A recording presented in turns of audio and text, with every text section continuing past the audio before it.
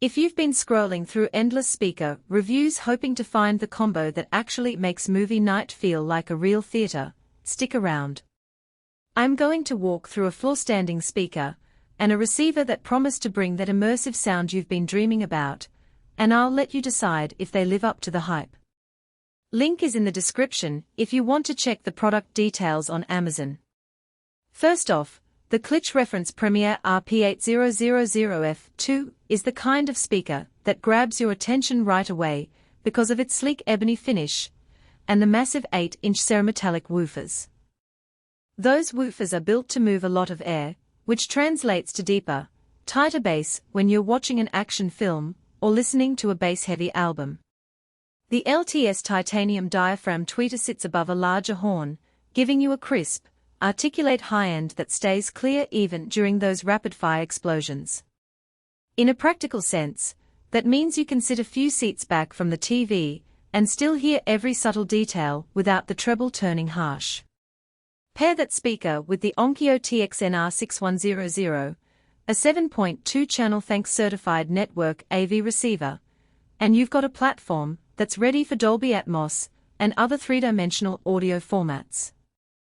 The receiver's refined Atmos connections make it straightforward to hook up ceiling speakers or upward-firing modules, and the built-in Wi-Fi lets you stream music from your phone or a smart speaker without a separate device. I found the network interface especially handy when I wanted to pull up a Netflix movie from my phone and have the receiver act as the source, no extra cables, just a clean connection. One of the biggest benefits for everyday use is the ease of calibration. The Onkyo includes Odyssey Multi-Q, which runs a quick set of measurements and automatically adjusts the speaker levels to match your room's acoustics. In my living room, which has a fairly low ceiling and a concrete wall behind the TV, the system balanced the low end so the bass didn't boomerang while still keeping the mids and highs rich. That sort of automatic tuning saves you the headache of manual EQ tweaks and lets you start enjoying the sound right away.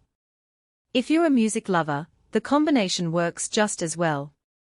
The RP-8000F2's larger horn design produces a wider soundstage, so a piano piece feels like it's spreading across a concert hall rather than being confined to a single point in space.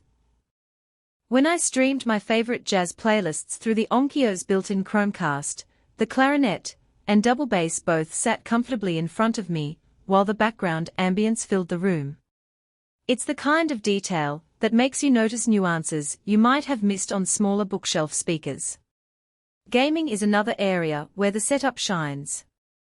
The receiver's low-latency Bluetooth mode kept my wireless headset in sync with the on-screen action, and the speaker's punchy bass added a satisfying rumble during explosions without drowning out dialogue.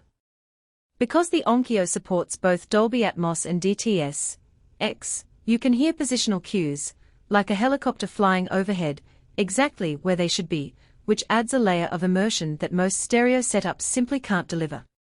Installation didn't require a professional either.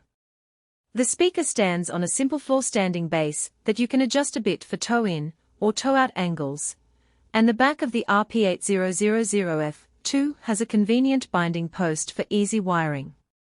The Onkyo, with its front panel HDMI inputs, makes it a breeze to connect a game console, a streaming device, and a Blu-ray player all in one place. I appreciated that the remote control, while not the most modern design, gives you quick access to input selection and volume, and you can still use the companion app for deeper settings if you prefer a touchscreen interface. Now, let's be honest about what stands out and what could be better. On the plus side, the build quality feels robust, the cabinet is solid wood veneer with a matte finish that resists fingerprints, and the internal components feel like they were chosen for durability. The soundstage is genuinely wide, and the Atmos handling is impressive for a home system, giving you that three-dimensional feel without needing a dedicated theater room. On the downside, the bass can become a bit overwhelming if your listening space is on the smaller side. You might need to add some acoustic treatment, or simply pull the subwoofer level down to keep it tight. Also, the remote could be more intuitive. Some of the buttons are grouped in a way that makes quick adjustments a little clunky. All things considered, if you're ready to upgrade from a basic soundbar to a full-blown home theater setup that can handle movies, music,